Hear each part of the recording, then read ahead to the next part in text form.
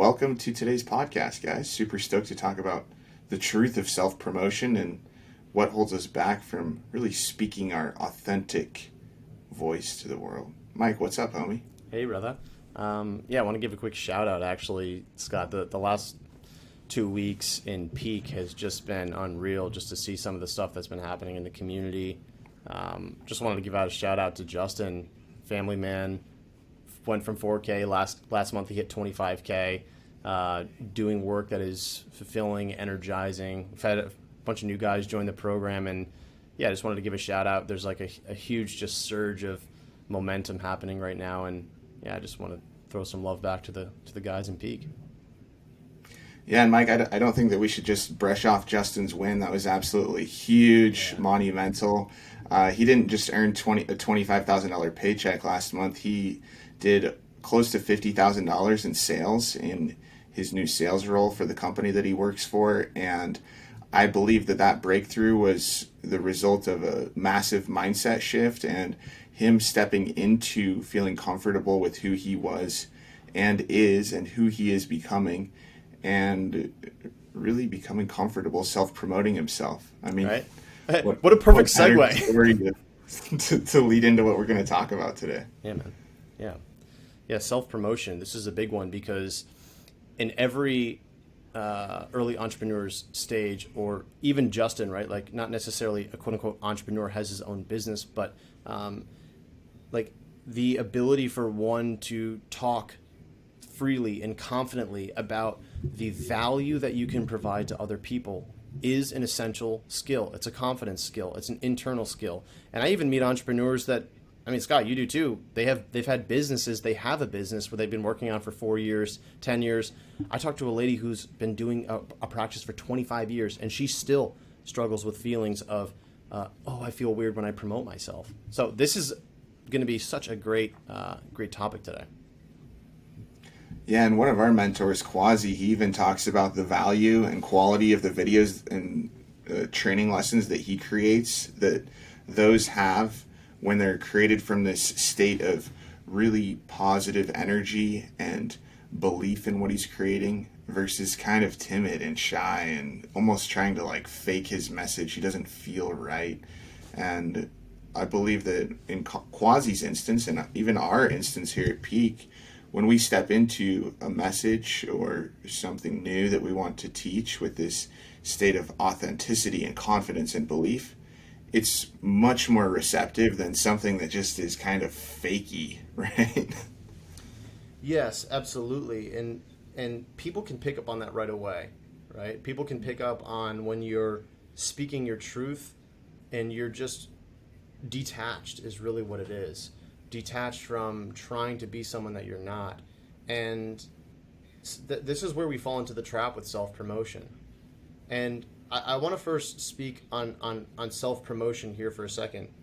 The idea of self-promotion is a lot of what has people trapped, Scott. This is what has people trapped, because it's like, self-promotion, should I do it or should I not do it? This idea that, if I go and promote myself and boast and do all these things like, oh, Mike Morelli's so great, and look at him, and look what he's doing, is egotistical. But on the other end, you've got the person that says, well, that's egotistical, I don't want to do that. But if you ask that person, why don't they want to promote themselves? That, well, I fear that I'm going to be judged, I'm going to be criticized, people are going to make fun of me. That is also egotistical. That which is ego doesn't say that you are great. All right? That's not ego. The ego is that which says that you exist at all. The idea of Mike Morelli, and he's this person, and it's a character. It's a character. At Peak Prosper and this podcast and our blog content, everything that we're doing is not Mike Morelli and Scott Rowley. We have a vision in the soul. We have a vision to go create the most powerful men's transformation community in the world for adventurous men. Straight up, hands down. And we are willing to go do whatever it takes for this to become the most powerful transformation community out there. Right? That is just it. That is our vision.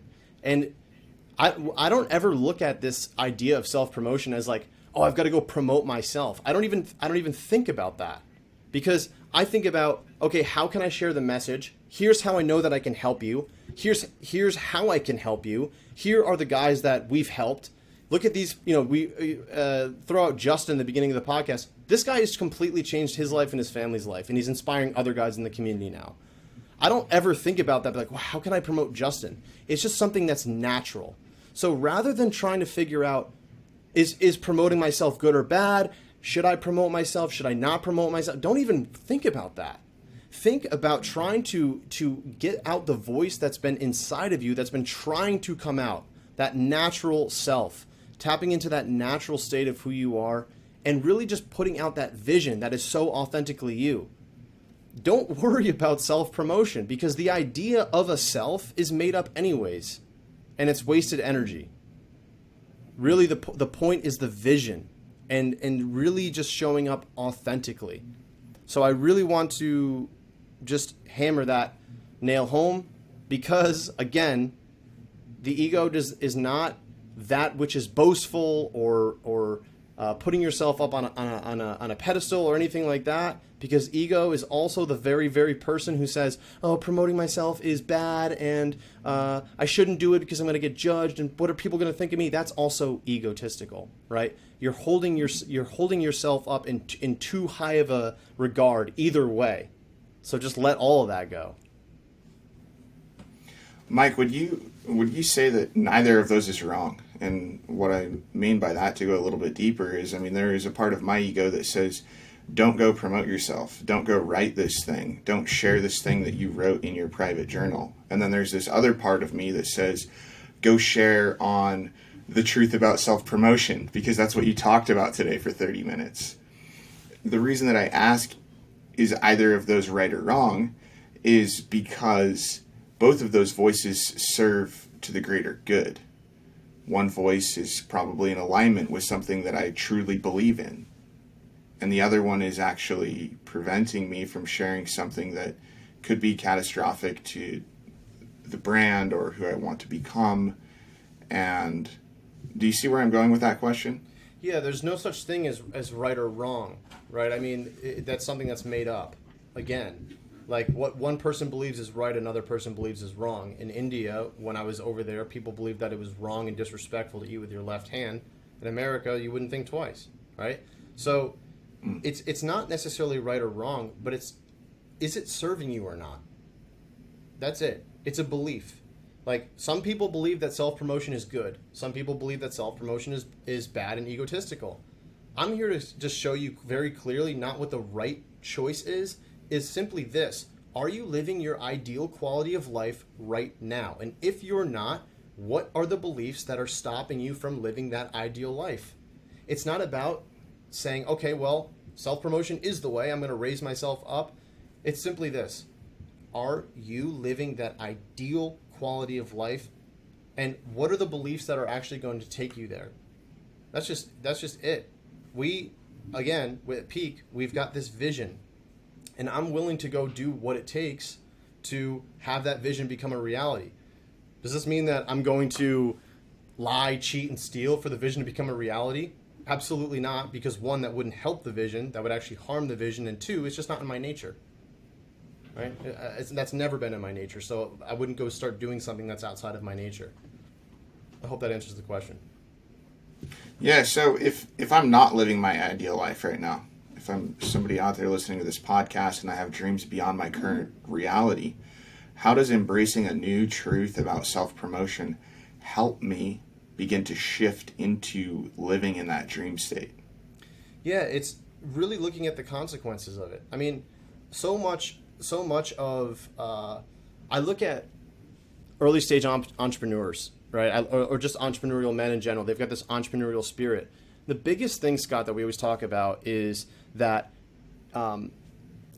it's never like a lack of clarity around a business idea. That's what people use as an excuse why they don't go, let's say, talk about their business idea or how they can help people. They hide behind oh, well, I just don't really know how to talk about it yet, so I just don't really like share it that often. No, it's a confidence issue. right? The biggest issues that we always see guys deal with is the fear of failure, fear of judgment, feeling inauthentic, lack of self-belief, lack of clarity, lack of vision. These are internal problems. And so with the self-promotion, if you're someone that struggles with the idea of just simply sharing what you want in life, I would just say, what are the consequences to it? Really sit down and think about, okay, what are the consequences of me not sharing my vision? And I always like to picture the idea of, I did it last night, Scott. Honestly, I think I do it too much, but I watched the Fred Becky documentary, which I texted you, and I'm like, dude, I'm always blowing up Scott's phone. I know I did this morning too, but I watched that documentary. Dude, the guy is 90 years old. He's dead now, but he was still getting after it. The guy was sitting. You see how about the clip in the Fred Becky film? He's sitting on the side of the road holding a cardboard sign. It says, "Will belay for food." Will belay for food. The guy is 90 he's years old. He's like 80 years old and he's doing this. Dude, and he's still getting after it. And I was the most inspired I've ever been and go, wow, like, if I'm 80 years old and I'm looking back on my life and going, wow, I didn't fully live it, I think that's going to be the worst feeling in the entire world. So if you're someone that's, you're not living this ideal quality of life, if you can sit down and envision what your life would look like as an old person and saying, well, what would I regret? I think that is one of the most powerful things ever. And this morning I reached out, I was messaging to some of the people that I reached out to on email to get them on the podcast, because it's like, we take everything way too seriously. And the thing that we take the most serious in life, Scott, is ourselves.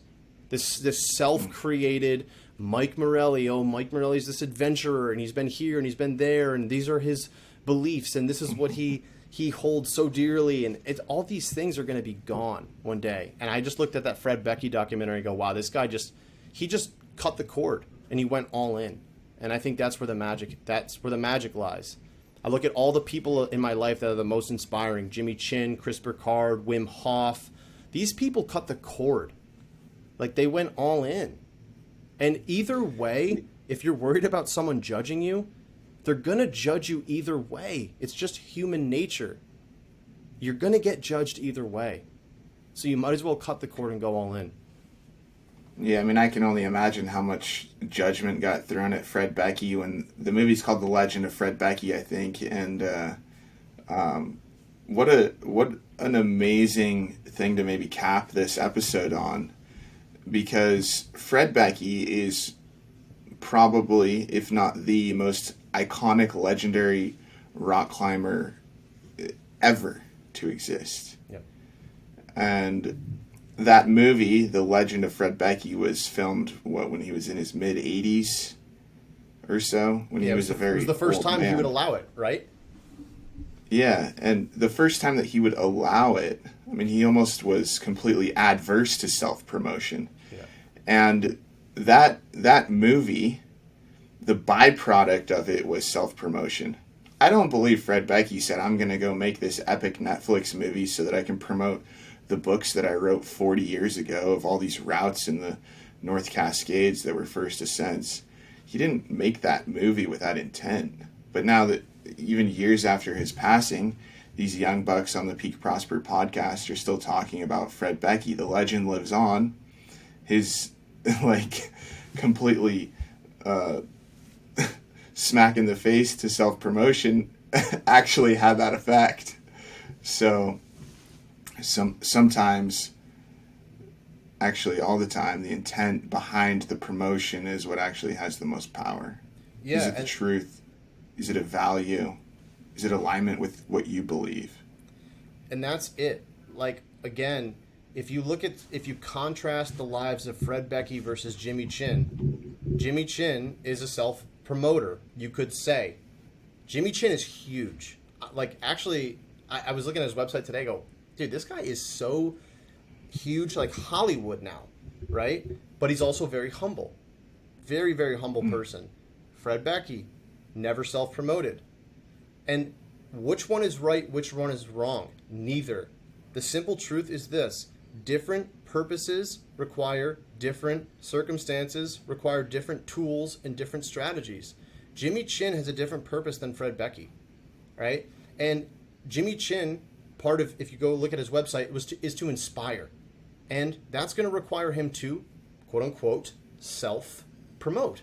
Fred Becky was not. His thing was never not. If you look at his story, his big thing was not. His purpose was not to inspire millions, etc. Right? It was to climb unclimbed peaks, and he was willing to go do whatever it took to go climb as many routes until the day that he died. Right? Neither is right or wrong, just different purposes. So it's just something like really, I think, important to kind of double down on, Scott. So I appreciate you kind of just sharing that insight at the end. Epic, Mike. Well, hey, let's call it a wrap. I think that was an amazing episode, man. Hell yeah. Well, that was fun. Okay. All right, guys. Happy days. Hope you enjoyed this one.